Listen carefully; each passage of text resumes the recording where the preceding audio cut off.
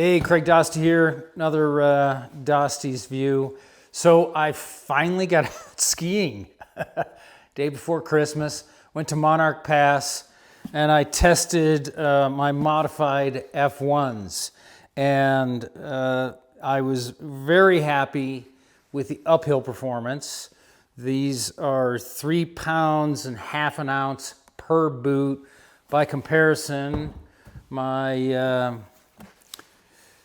TXs are 3 pounds and 10 ounces. So about 3/4 of a pound heavier per foot with the TXs. So I totally was enjoying having a lighter weight boot going uphill. However, on the downhill, you may recall I said, I've gotten rid of a lot of the stuff on the cuff. I got rid of the walk ski mode lever, and I just thought it was kind of janky. It was added some weight, and since I always ski in walk mode, I kind of thought this will be adequate. And it might be, but it was my first day of the year. I didn't really have a whole lot of warm up underneath me. I did do some ice skating to make some practice telly turns on ice, but that's not quite the same as being on the snow. And what I learned was this cuff is probably adequate, but a single strap kind of holding my lower leg is probably not sufficient. I have a feeling what I need to do is I've got these old power straps that are buckled that I stole from a pair of K2 Pinnacles, and I put them on a pair of early generation TX Pros. I might rifle these from this, because see how wide that is compared to how thin that is? I'm just feeling like I need a little more closure on the cuff around my lower leg, and so either I need to add another one of these power straps lower down, or I need to put a wider one like this on it.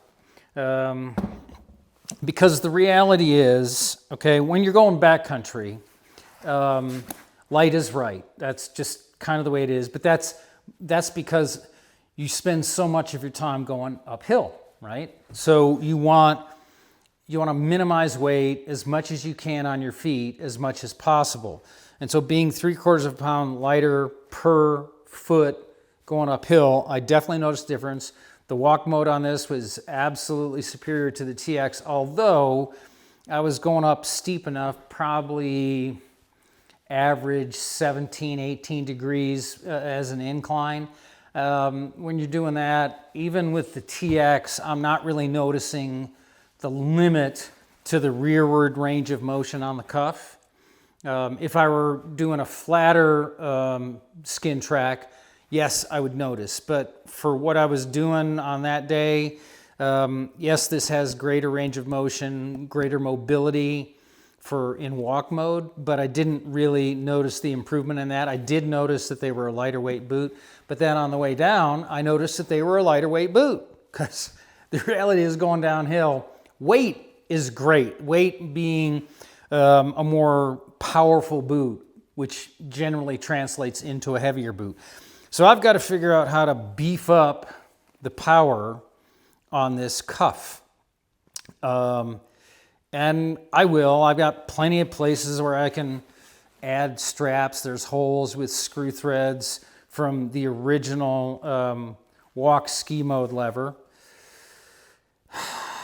And I'm just not sure exactly how I'm going to do that. I will probably just add another valet strap.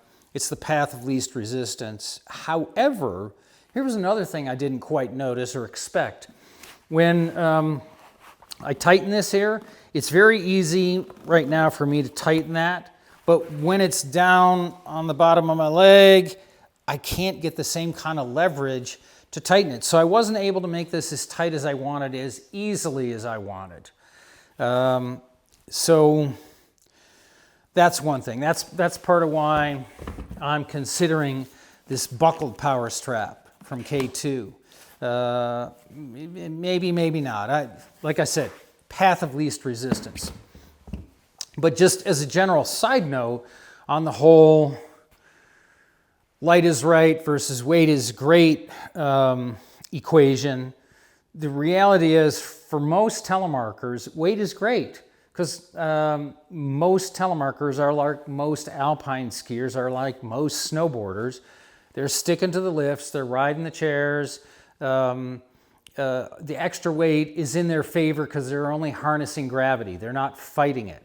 But in the backcountry, you're fighting gravity to get uphill to earn your turn.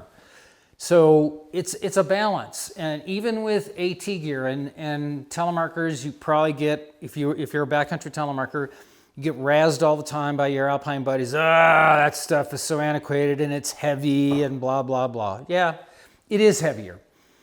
But what I've noticed, most alpine touring skiers in the backcountry aren't really skiing stuff that's much lighter than this. A lot of them have the bindings they have are not necessarily ultra weight. They may be a 2-pin binding just for efficiency in uphill mode, but in terms of downhill mode, they're doing Tectons or the Marker Kingpin, which are not lightweight bindings by any stretch of the imagination. And their boots are beefier than this TX and heavier. Well, maybe not heavier, about the same weight, maybe even a little bit lighter, but not hugely lighter.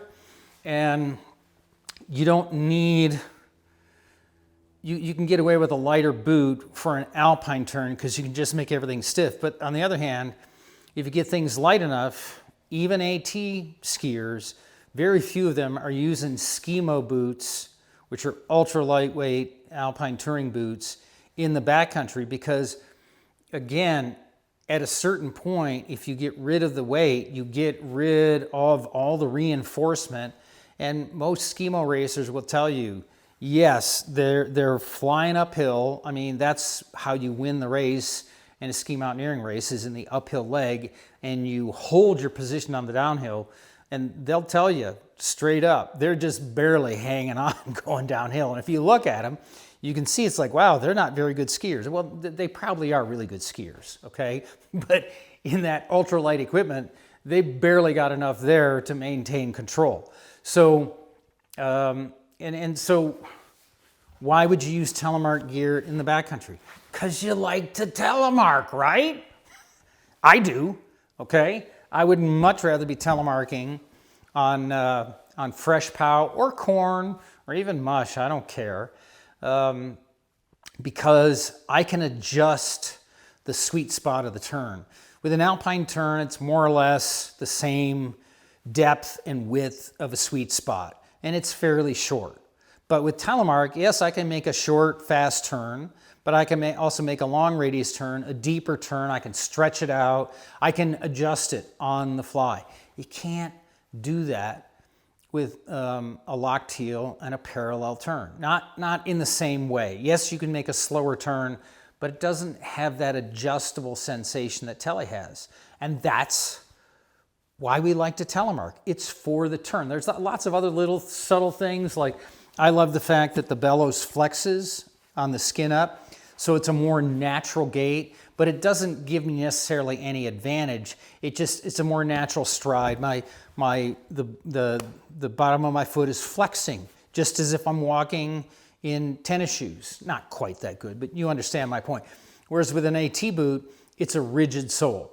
And yes, it can be lighter weight and it's easier, it's less weight to drag up the hill, but you don't get to Tele on the way down. And that's why we Tele. It's for the turn. It's for that sensation of the telemark. And so when your AT buddies are razzing you on the skin track going uphill, if you're in the backcountry, just remember, you just got to show off on the way down. And then they'll understand why you want to Tele. And that is how we spread Telemark.